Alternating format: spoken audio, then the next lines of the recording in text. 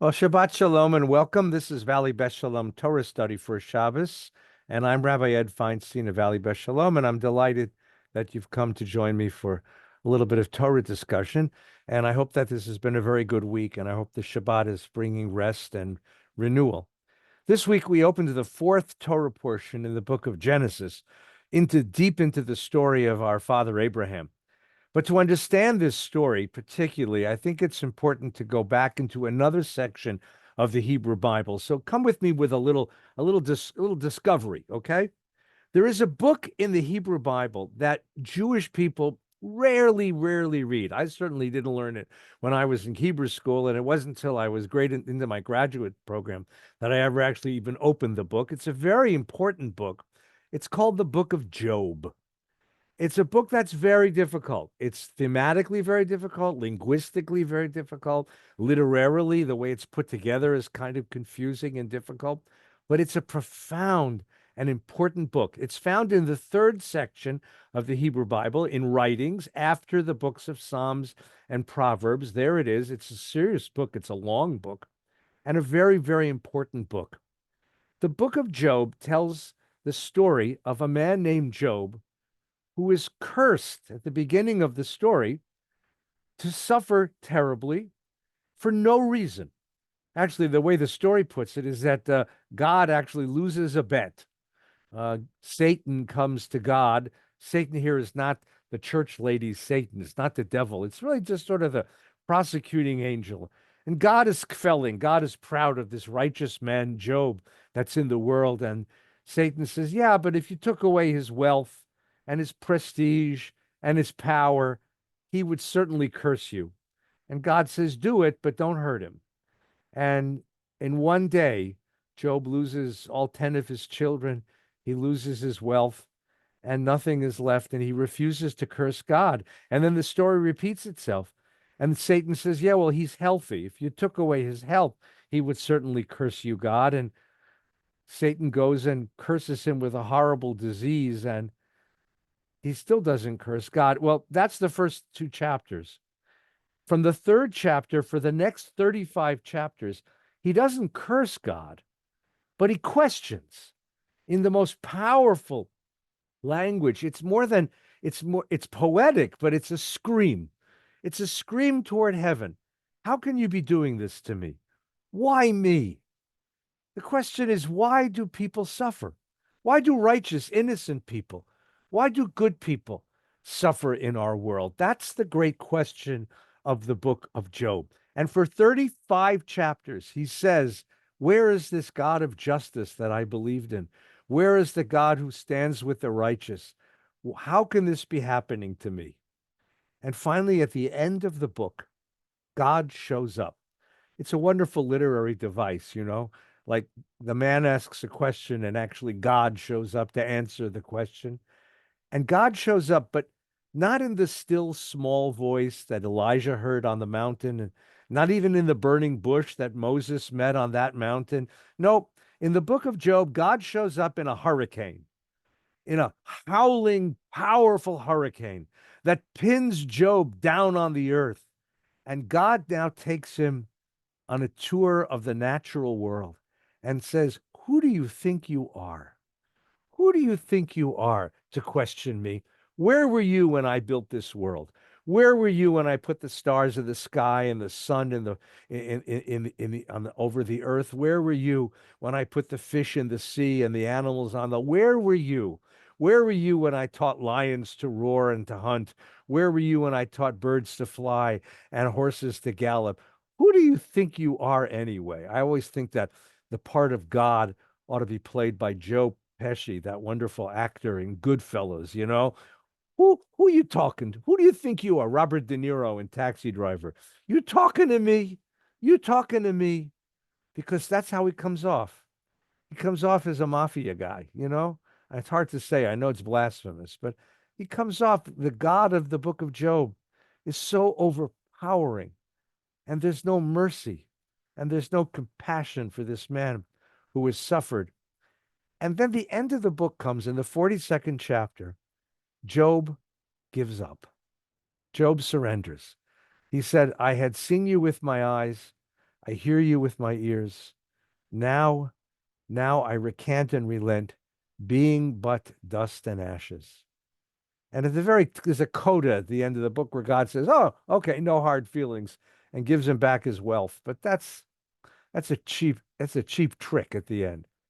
The fact that the man faces the all-powerful power of God, and he gives up. He ceases to ask about God's justice. He ceases to search God for mercy. He ceases to demand righteousness of God because he's overpowered. That image of a human being who meets the world in all of its chaos and all of its evil and all of its brokenness, and instead of pushing back, he gives up. That's Job. And the wonderful thing about the book of Job is that the name Job, Eov, and the narrative of a man who loses this bet with God, as it were, and suffers, that story is an ancient story. It's older than the Bible. You'll never meet a Jewish kid named Job. I've never met one. Because the name Eov, Job in Hebrew, is not a Hebrew name. It's actually Akkadian. It's the oldest language we know, the oldest language of Mesopotamian civilization. And in Akkadian, in the early Akkadian civilization, the name Eov, the name Job, means everyman, John Doe. He's a cipher for the common human experience. And the common human experience in the book of Job is that we human beings face the power of nature, because that's how God reveals himself in this story, through nature. We feel the power of nature. We experience the awesome majesty. Sometimes that awesome majesty fills us with a sense of reverence. When you stand in Yosemite Valley at daybreak, watch the fog lift, and you see the mountains about you, it truly is magnificent. But sometimes the awesome power of nature just blows us over. We lost a home in an earthquake some years ago, and I got to tell you, it's quite remarkable and so incredibly frightening. And those of us who have had disease in our life, and those of us who have felt the tragedies brought on by the body or by nature, and you understand that the book of Job is exactly what we expect. Nature has no conscience. And if God is a God of nature, then God has no conscience either. And that's what this book offers us. And that the only ethic in the face of nature's awesome power is simply an ethic of acceptance. We just have to learn to live with it. Then the earthquake brought down my house. And if I were to yell at heaven, "Why did you do this to me?" I would get no answer, because tectonic plates moved, and my house on a corner lot in Granada Hills, California, experienced the brutality of geology. It wasn't a personal judgment against Ed Feinstein or anybody. It was just the way the world works. In the Talmud, the phrase is offered, "Olam keminhago noheg." That's the way of the world. But today in our Torah portion, we have a different story. In other words, the Bible knows this story of Job, and we're offered an alternative religious character and an alternative religious universe. And that character's name is Abraham. Now, the tradition taught that the Midrash taught that Abraham and Job actually lived in the same generation, which is the Midrash's idea, the rabbinic, the traditional Jewish religious imagination, its idea that these two stories actually do touch each other. They're a dialectical story. Because in the beginning, in chapter 12, which we read last week, Abraham is called by God, called out of his anonymity, called out of his John Doe-ness to become a special human being. Lech lecha me'artzecha, leave home. God says, I want to begin again with this man. I want to begin my campaign to bring blessing to the world with this man. I will bless him. I will protect you. And you, hayeh bracha, you must be a blessing. And as we pointed out last week, It's Hayei Bracha. In the next line, I'll bless those who bless you and curse those who curse you. V'nivrechu b'cha kol mishpachot ha'adama. And in you, because of you, with you around, all the earth will be blessed. You will be a blessing to all the earth. Abraham is given something new, covenant. Now, covenant means something very powerful.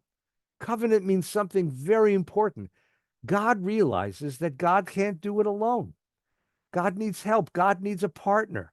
And God engages Abraham as a partner, as the earthly vessel of divine blessing in the world. Your job is to teach humanity how to be godly, how to rise up out of their animality, how to rise up from the endless impulses of the ego, to care for each other, to love each other, to build a world together.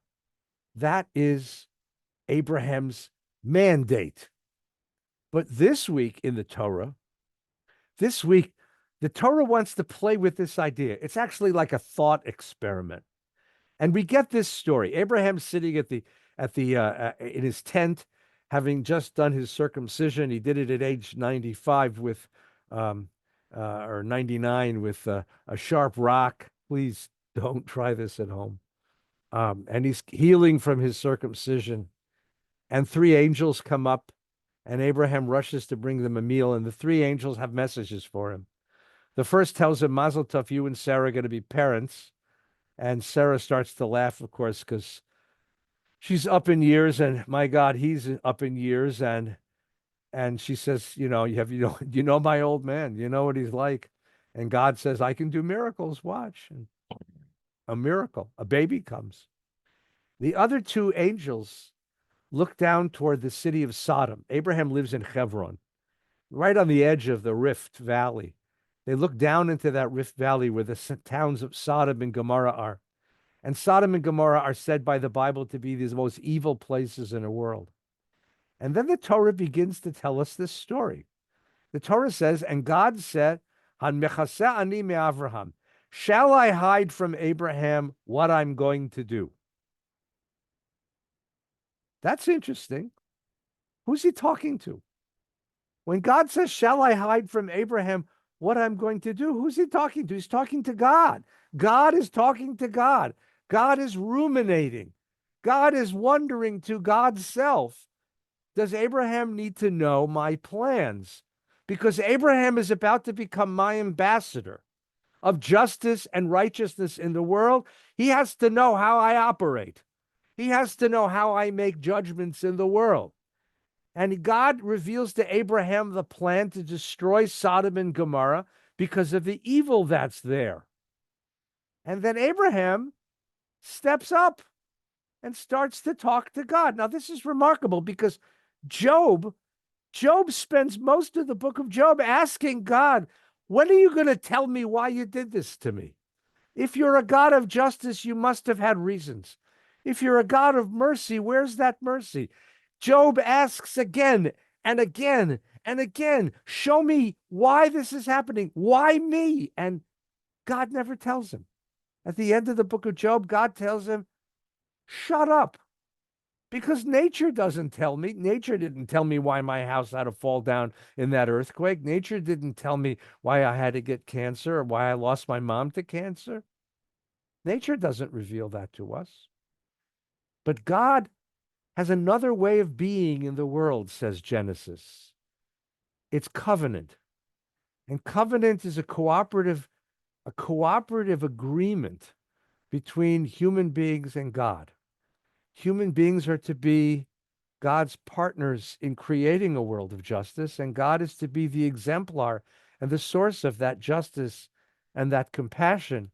And so in accepting a human being as God's partner, what the Torah is telling us is God becomes accountable. Hamechaseh ani me'Avraham ma ani oseh means, shall I hide from Abraham what I'm going to do? The ostensible answer is, of course you should. I mean, you didn't tell Job what happened to him. You didn't tell me what happened to me. Why would you ever tell Abraham what's happening to him? God is not accountable, is he? But the idea of covenant is, yes. God now becomes accountable and accountable to human beings. That's a remarkable idea. And so he tells Abraham, I'm going to destroy the city. And because Abraham is now covenanted, he's not Job. He's covenanted. He's talking to the God of justice and the God of mercy, not the God of nature, not the random amoral God of nature, but the God of justice, the God who has a dream of a world of justice. Well, now Abraham says, you're going to destroy Sodom because the people there are evil? What if there are 50 good people in a city? Would you save the city for 50 good people? It wouldn't be right to destroy those 50 good people along with the evil of the city. You got to save the 50 good people. And he ends with this zinger, Hashofet kol haaretz lo yaseh mishpat. Shall the judge of earth not do justice? Shall the judge of earth not do justice? All of a sudden, God has a problem. He's got a partner. And that partner holds him to the standards of justice that God's self, put into the world.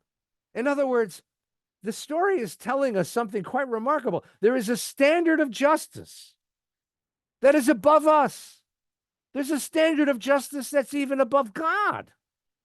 And what God has asked Abraham to is to bring that standard of justice into the world. And Abraham's first thing is he brings it to God himself and says, you, God, you have to act justly also.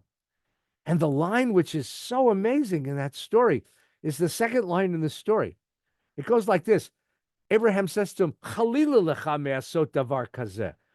And if you look in the translation, it says, far be it from you to do such a thing. That's because the translation was done by my professor, H.L. Ginsberg, who went to the University of London and spoke exquisite poetic English. And so he translated Chalila lecha as far be it from you.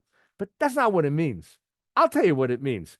When I was a kid, my parents would go away on a couple of days of vacation. They'd leave my grandmother in charge. My grandmother had to watch 4 rambunctious boys. And as soon as my parents' car turned the corner, we'd start beating the living daylights out of each other. And my bubby, my grandmother, my 4'3" Lithuanian grandmother would walk into that room and see me over my brother ready to beat his brains in. And she wouldn't yell. And she wouldn't scream. And she wouldn't threaten. She would only whisper 3 words in Yiddish.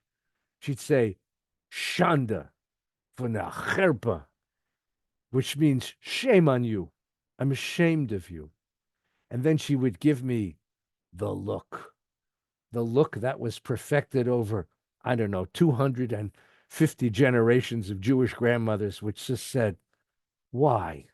You're so much better than this. Why are you doing this? A shanda and the cherpa, and then the zinger came. She'd go, feh, feh. And I'd go, Bubby, like beat me with a stick, but don't give me feh. Because the only person in the whole world that I wanted their approval was my grandmother, because she was so loving and so wonderful. And when she gave me that, that's what Chalila lecha means. That's what Abraham says to God. Ashanda and acherpa. I am so ashamed of you. How could you do such a thing? How could you think such a thing? Me'asot davar kazeh. How could you think about doing such a thing? Lahamit tzadik im rasha, v'haya kat tzadik karasha. That you would destroy, you would kill off the innocent with the guilty, the righteous with the evil, the good, the wrong with the right. V'haya, and it would be that good and evil, right and wrong, innocence and guilt would have no differentiation, that there would be no moral differentiation in your world between good and evil. Is that what you wanted, God? Is that the world you wanted to create? Chalila lecha. It repeated twice. Shame on you. Shafet kol haaretz lo yaseh mishpat. You're the judge of the world. You're not going to do justice? It's the most remarkable. It's chutzpah at its highest point. But you have to have read the book of Job to understand this. Because in the book of Job, he screams at God for 35 chapters. And God isn't moved at all. In fact, at the end of the book, when God comes with this hurricane of power and takes Job on a guided tour through the wonders and majesty of nature, and Job is cowed into silence, obsequiousness. He is surrendering and says, now I know who you are. I recant and relent, being but dust and ashes. And here is Abraham, who is also dust and ashes. And he stands up and says to God, you can't do this. You can't do this. It's, yes, you have the power. Job is right. Of course you have the power, but it's not justice. And that's what's missing from Job. Job doesn't have a sense of divine justice because Job isn't covenanted. He lives in the world of nature, and there is no justice in nature. Gravity makes things fall on nice people, just on evil people. There's no justice in nature. But in our world, in the world of divine moral action, there has to be justice. And that's what Abraham says to God. In fact, just to give it the zing, in the next line, Abraham says, permit me, God, to ask you again, I being but dust and ashes. Now listen, there's only two places in the entire Hebrew Bible where a person says, I am but dust and ashes. Guess where? At the end of the book of Job and in the 18th chapter of Genesis with Abraham. When Job says it, he means it. I realize that I'm nothing. I am nothing. Compared to you, God, I am nothing, and therefore I have no standing to ask you a question to demand justice of you. When Abraham says it, it's said with irony. Yeah, I'm nothing, but you covenanted with me. You came to me and mandated that I bring your justice and righteousness into the world. So I may be dust and ashes, God, but you owe me an explanation, and you owe me justice and righteousness. And the most wonderful thing about this story is, Job gets smushed in this story, loses his family, loses his wealth, loses his health. He's all but dead at the end of the story. Abraham? Well, here's what's interesting. Abraham accuses God, castigates God, yells at God. And what does God do? I have a funny thing to ask you to do. After Shabbos, go online and just Google Bambi versus Godzilla. It's a 10-second movie. It's one of the funniest things you'll ever see. Well, if you're perverse like me, it's funny. It shows Bambi frolicking through the forest with the birdies and the bunnies and the trees and the flowers. And all of a sudden, from the top of the screen comes a giant foot. That's it. That's the whole movie. That's what God should have done. That's what God should have done. God should have said to Abraham, I don't need this. I'm God. I don't need this. I'm not accountable to anybody. I'm God. What fun is it to be God if you got to explain yourself? I'm God. You're not in a position to talk to me. That's what I told Job. That's what I'm going to tell you. But God doesn't do that. What's remarkable in the story, truly remarkable, that casts this story as a completely remarkable and frankly revolutionary religious universe, is that God says, you're right. You're right. Find me 50 good guys, I'll save the city. Abraham says, what if 5 are missing? God says, okay, find me 45 good guys, I'll save the city. Abraham says, well, you told me 45. Would you give me 5 more? All right, you find me 40 good guys, I'll save the city. He says, okay, what if 10 are gone? All right, 30 good guys, 20, 10, 10 going once, 10 going twice. Sold! It's a silly story because it's trying to make a point. And the point it's trying to make is that it offers us a glimpse into a different religious universe. The religious universe of Job is a universe where we have no right to expect justice. All we can do is learn to accept. And there are many religious faiths, not just ours, that teach acceptance, surrender as a moral virtue, as the moral virtue. Give up your expectations, give up your attachments, give up your demands, live in the world as it is, accept everything as it is, understand that it's not personal. Job doesn't suffer because he did something. It's not personal. It's just the way the world is. The world just happens to be cruel. Live with it. But the book of Genesis and Abraham, this covenant story, comes along and says, no, that's not the world I choose to live in. Acceptance is important. And there are moments, all of us know this. There are moments when acceptance is the ethic. But there are moments when we must fight back. There are moments when we see injustice in the world and it breaks our hearts. And the question is, does it claim us? I walk past a homeless man on the street here. He is disheveled and smells funny.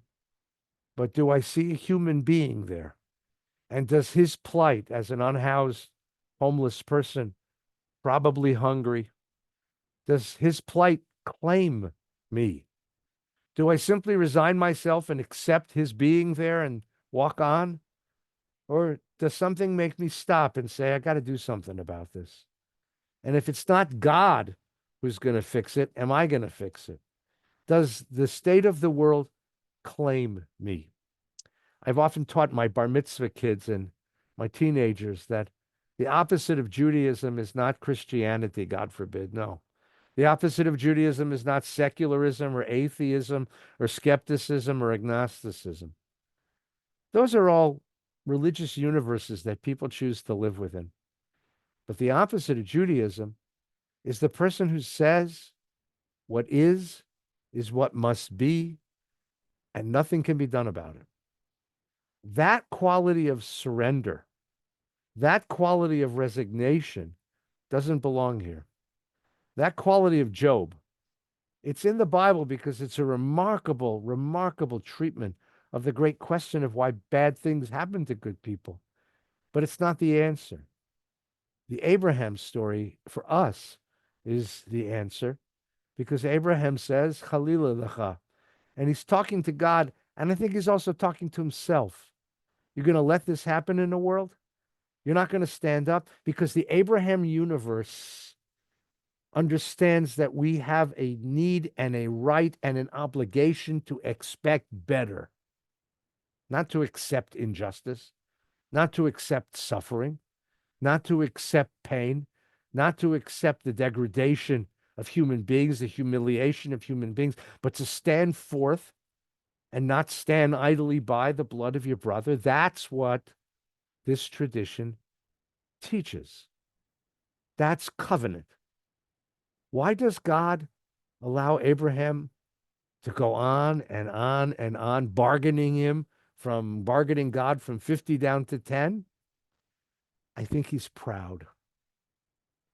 I think he's proud like any parent would be proud of a child that comes forth and say, I demand we do it better in our family. I think he's proud of any teacher whose student comes forward and echoes the principles and values that the teacher has tried so hard to inculcate. I think God is proud. I don't think God gets angry at Abraham at all. I think God fells. God is proud that there is now a human being in the world who demands justice with all the passion of divinity, with all the prophetic passion that God has asked of us, and that someday that one Abraham will multiply into many, many millions and millions of millions, and we will all be out there searching for justice and fighting for what's right. And that's the glory of this week's Torah portion. I want to wish you a very, very good Shabbos and a very peaceful Sabbath. And I hope that this Sabbath and the week ahead brings us many, many blessings. Thanks so much for listening, and Shabbat Shalom.